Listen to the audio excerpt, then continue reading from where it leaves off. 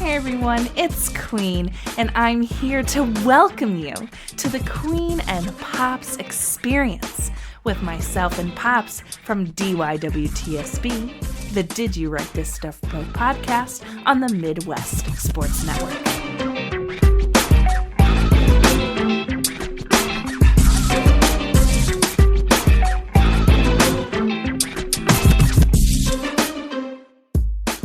Welcome, everybody, to another exciting episode of the Queen and Pops Experience. I'm Pops, and say hello, Queen.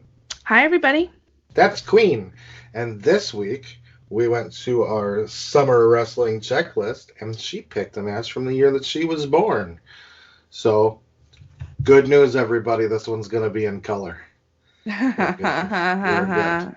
So fucking funny, considering I'm way younger than you, but okay, whatever.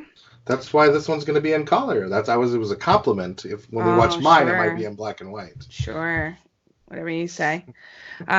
So I kind of did a search, and obviously, because I was, at this point in time, I was barely a month old when this happened. 1986. This is Starrcade 1986. And I searched up, like, oh, what's a good match from 1986, let's see. And then I saw this one, and I love tag team wrestling, so this should be fun. And I hadn't seen it before, which somehow, I don't know how I've never seen this before, but I've never seen this before. So I guess we're going to watch this. What do we even call it? Scaffold match? Is that what it's even called? I don't even know. Some sort of scaffold match with the Road Warriors, Rock and Roll Express, somebody else, right? Or no? No, I think it's just those two, right? Yeah, okay. Just these two. Yeah, you don't want to put too many people. Road Warriors. No, I feel like that would be really dangerous, the more people you put up there. Just like we saw with, TLC matches when you put multiple tag teams in it. It's not a good situation. So we're going to watch that. It's, of course, on the WWE Network. So all you have to do is type in, like I just typed in Starrcade 86. And then we fast forwarded to 2212. And that's where this is going to start. You should see like Starrcade 86, the Road Warriors on the screen right now. And that's where we're going to start. So this should be fun. All right. In 3, 2, 1, play. So talk to me about these people. Well, the Road Warriors were cool before they went up north and got fucking made into LOD. Not that they weren't cool as the Legion of Doom. It's just that, to me, the Road Warriors were always like the premier badass team ever. Cool. And the Express, well, I mean, they're probably one of the greatest tag teams of all time, at least of this era. I don't really know much about this Express like I should. It just wasn't really, at this stage of my wrestling fandom, I was 5 and watching Hulk Hogan and taking my vitamins and saying my prayers and shit. So... But everything I've heard is like they're awesome. You got Cornette. I will not say a bad word about that man because I don't want to be Twitterized. Holy crap. Do you watch it? Do you follow him at all on Twitter? No, he earned a block from me this week. Oh, Queenie blocked Corny. Yeah, Nice. I didn't follow him really before, but people kept retweeting this garbage. So I'm over it. He goes after girls. He goes after everybody who's different and not traditional. He shits on people in the LGBTQ community. I'm over it. So yeah, I don't give a fuck. This week I tried to earn myself a block because he went after my one of my favorite female wrestlers, Jordan, for using her real name on Twitter like it's any of his fucking business. But look at these guys. Look at that. That's badass right there. They really first cool. Of all, they're cool, right? But if you kind of look at them, they almost look like they're coming out of like a really risque porno. with the collars. It's just it's a little leathery. It's That's just not a really little, where my mind went, but now we know where well, your mind is. yeah. But to me, it just reminds me of like The Rock and So Kiss and that whole yeah. situation. The Rock scene, not The Rock the wrestler, The Rock scene. So Classic Rock. if I climb up to the top of a scaffold and it starts falling apart right away, I'm worried. Yeah, this makes me a little nervous just to like look at this. I'm a little scared that they're about to jump off this thing. I I don't wonder if really, this. I don't really understand this double mohawk hair situation. The one mohawk hair situation I get, the other one no. Yeah, It's I like wonder if this is where dipping in the Foley. middle. Right, but I wonder if this is where Foley got the idea to start that Hell in a Cell on top of the cage. From these guys starting on top of the scaffold. I really don't understand the point of a scaffold match, to be honest with you. I couldn't tell you. I'm not really sure what it means. I just know that there is one. I don't know. Is it supposed to be like a hardcore style match? Like what? I don't understand what this is supposed to be. And to be honest with you, I haven't seen this match in probably 15 years or so, I'd That's a long say. time. Yeah. But I mean, if you have to fix something on top of there, I'm like, no. Nope. I'm just going to climb down. Yeah, I just don't feel like that's up to code or safe or anything, and I don't understand why we're pacing at the top right now. Very confused by that whole situation. I mean, it looks like they have about, I don't know, 2 feet of space up there. Yeah. This is just asking to die early. Yeah, pretty much. Pretty much. So many people in the ring right now with their managers and who's the guy in the fucking hat? I don't even know who that is. I have no clue. And the ref, and then Jesus, a lot of people. Managers, I get. There's a guy in a hat. Who's the guy in the hat? I don't know, but I can tell you why this match went like 20-some minutes, because they just sat here and looked at each other from different points of view for 15. Yeah, well, we're already at 2:27:04, and we started at 22:12. So yeah, we're just kind of hanging out after entrances and whatever, and he's pacing in those short shorts, honey. Yeah, look at that. Work, Rock and Roll Express. The 80s were just wild. Different, huh? Apparently. I don't know. I was born in 86. I couldn't tell you. I don't remember very much. Like, I mean, I don't remember much of the 80s, but... I remember the 90s very well, but the 80s not so much. Why does he have a... Never mind. He always has had that tennis racket thing. It's like his gimmick. Yeah, I remember now. That's why I said never mind. Yeah. You know, a lot of people say that World Warrior Hawk is like the prototype of a professional wrestler. Oh, yeah? Like, if you drew one, that's what... I mean, he's massive. Look like. It looks very intimidating. That's for sure. Yeah, both of these guys are definitely. I had the very brief meeting with Animal at Starrcade 1. Oh, yeah? I believe it. I think it was at Starrcade 1. I don't know. I met him. Yeah, I'm pretty sure it was at Starrcade 1. This just does not. This does not look safe. This is not safe. They had to like get things approved by like the sports commission. How do you go to the sports commission and be like, hey, we want to build some rickety ass scaffolding? Yeah, PVC piping that they're leaning on right now. Boys, that is not solid. Like, I mean, like, what if they were to tip over and just fall into the crowd? I mean, you got about a liability. I mean, that's why it's you see all these like cables and stuff. They're trying to stabilize it for sure. Yeah, but even the stabilization looks horrible. It does. It doesn't. It looks like very paper mache. Yeah. Like I was in art class and I fucking built this model. Oh, what a horrible shot. That makes me sick. I'm not really happy about this because I'm afraid of heights. So right, maybe I shouldn't have picked this match, but I didn't realize we were gonna spend like 2 minutes watching them try to climb the ladders up there, and like to make me a little nauseous. But all right, whatever. That's cool. Let's see what happens. It's about to be some fuckery. I think that's for sure. So can you explain to me like what Starrcade was? I think Starrcade was like WCW or NWA's answer to WrestleMania. Got it. Okay. Pretty sure. Oh, yeah. He's shimmying right? everything that's moving. Sorry, go ahead. I'm pretty sure that Starrcade was a Dusty idea. Sure. Or some such. All right. They're fucking shaking it. That's fucking shitty right there. I'm gonna try not to curse so much, but if you got a grown ass man that's about to fall off scaffolding, going to the other side and shaking it is a dick move. I don't care who you are. Are we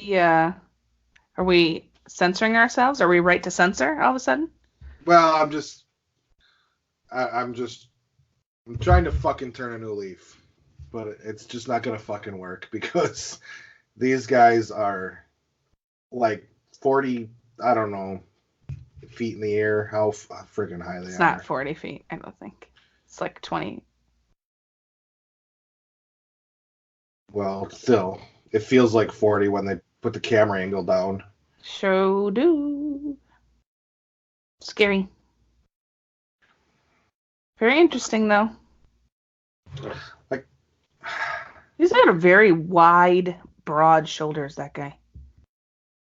Oof. Very interesting. I mean, is the point of this to throw your opponent on, like, off of it? That's what I don't understand. That's what I'm saying. I don't understand the meaning or, like, the purpose of a scaffold match. Is it, like, how do you win? I'm gonna quick do a... All right. You check while I stare at this and try to make sense of what's happening here. Oh, we've got chalk. Nice. Right to the eyes. Love that. That doesn't make anything slippery at all. It's just delightful. Don't blind thing to do. He's got to be able to see. There's only like... Oh, Jesus. That's just rude. That is just rude. And it makes everything slippery. Oh, my goodness. That doesn't build more traction. Now, that thing is going to freaking snap. This PVC pipe plastic thing is going to snap. This guy's way too muscular and like beefy for it not to break under his weight. Okay, so do you want me to read this how it says, or should I just tell you what I think as I'm reading it? It says, entertain me. Okay, a scaffold match. It takes place on a scaffold, much like we're watching. Great. Above the ring. There's two ways to win the match. Oh, Jesus. Oh, sorry, no. That was scary. Oh, go ahead. Dude, it just moved when he moved. I don't like that. That's God. rickety brackets. I can't. Okay, go ahead. Yeah. The what? So the two ways to win the match are to push the opponent off of the scaffold, which is super, super safe. This is worse than a death match. All right. Yeah. So that he or she hits the mat, or to grab the flag from the opponent's home base of the scaffold and return it. So this is like a mixture. Like capture the flag. Motherfucker. This is like capture the flag and kill a motherfucker mixed. Oh, I don't see a. And here's the thing. I don't see a flag. Do you see flags? Nope, I don't see flags, but I saw him almost fall and die. I don't see any flags. Where the fuck are the flags? Yeah. So there's no purpose in this match other than to legitimately throw your opponent off the top of this thing, right? Yeah, apparently. Because I'm not seeing any flags. Love that. That's great. Yeah. So this must, like, back in the day, they used these pay-per-views to kind of, like, end a story or whatever. Or end a feud or begin a feud or whatever. They must have been in some type of a feud for, however long to get them to say, we're going to settle this on a scaffold. And everyone's going to be like, oh, yeah, that sounds like a great idea. I would love to climb on a scaffold and have somebody push me off of it and hope not that I don't die. Yeah. Well, we got nice busted open. Got some blood. I am not seeing Look, we got a broken. What did I tell you? It was going to snap under that dude's weight, and sure enough, it did. That top barrier is now gone. Love that. Legitimately, this was on a list of one of the best matches of 1986. Really? Yes. 86 must have been horrible. Fuck you. That's when I was born. Well, I'm just saying for wrestling, it must have been a horrible year for wrestling. I don't know. It's just the first one that caught my attention. I'm sure there are others that were great. I just saw this one and I was like, oh yeah, I kind of recognize those names. I know who the Road Warriors are, and I know who the Midnight Express is. This should be very interesting. Something I've never seen before. Big fucking mistake on my part. And shorts are just too short. Yeah, like, those are like a little bit away from being straight up like girl booty shorts, like we wear under our jeans, you know? Like the underwear version of that. Or like what cheerleaders wear. They wear very short shorts so they can do their cartwheels and moves and stuff. And like a crop top. Like, I mean, I admire it. I admire that he's secure enough in himself to wear this. Okay. You do you. See, we're laughing at this guy for doing it, right? But if Dream came out looking like this, we'd think it's the coolest shit he's put on. It could be. I would be a little concerned. I would be a little concerned. I'm not really laughing at him. I'm just surprised by the life choice. That's all. It's twisted on the bottom like a crop top. That's what I'm saying. But you're probably right. I mean, it would make sense for the Velveteen Dream though. Right. Because that's just kind of what he does. Just kind of outlandish outfits. But like these are like, I don't know about these shorts. Yeah. He's got an ass, like a handprint on his ass in chalk. You see this? Kids, parents, put your kids to bed. This is starting to get a little PG-13 up in here. Crazy. Like, maybe they'll push him off from the ladder so it won't be as traumatic. I don't know. I'm not really sure. I'm not really sure what to think here. It's very interesting. After my foray into GCW, I've watched a couple of GCW pay-per-views before. This is like monkey bars on steroids. This is insane. After that, I watched a full pay-per-view, start to finish, which was Beg for Mercy, and I was able... Oh, shit! There they go. He's just kicking him in the ass. Just kicking him in the ass, and that's how we win. Motherfucker, they could have broke their leg. That's it? Sure. I don't know who's the guy in the hat? Is that Mr. Hughes? I have no idea. But it was so interesting to watch GCW's Beg for Mercy, because there was like a crazy death match in there. It was literally called a 4-way fuckery death match. And a door something, I don't know. It was crazy. They had blades and barbed wire and a fucking shopping cart.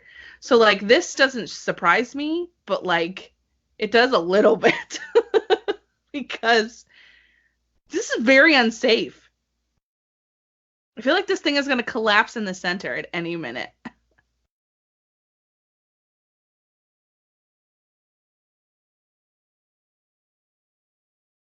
Like, if anybody's going to fall off of a scaffold, I hope it's this guy. Oh, I'm pretty sure that's exactly what's going to happen. Why are you laying on him? This is weird. He's trying to grab? Weird. Oh, you're going to break your leg, dude. You're going to legitimately break your leg. Someone better catch you. Oh. That's not how you fall. You're supposed to flat back it, aren't you? And not fall on your ass? Well, I fell on his legs first. What a very interesting watch along this was. Yeah, Well, whatever. Okay, so Corny's gonna tell me that scaffolding matches were legit back in the day, but shit on some of the stuff that cage matches and shit that people do today. That makes no sense to me. No, it doesn't really make a lot of sense. But there we have it, people. From Starrcade 1986, Road Warriors versus the Midnight Express in a scaffolding match. I think it's just very interesting to take a look at it, at this match and then compare it to like the death matches and stuff that happen now. Like Joey Janela jumping off a building. It's pretty crazy. Right. Do you ever, I guess I wonder what what were the people that were wrestling in the 50s and 60s thinking? These kids, they gotta do such stupid things. I used to get over by just putting the headlock in and sitting there for a half hour. Probably. It's too much. It is too much. But this has been another episode of the Queen of Pop's Experience, and we will catch you on the next one.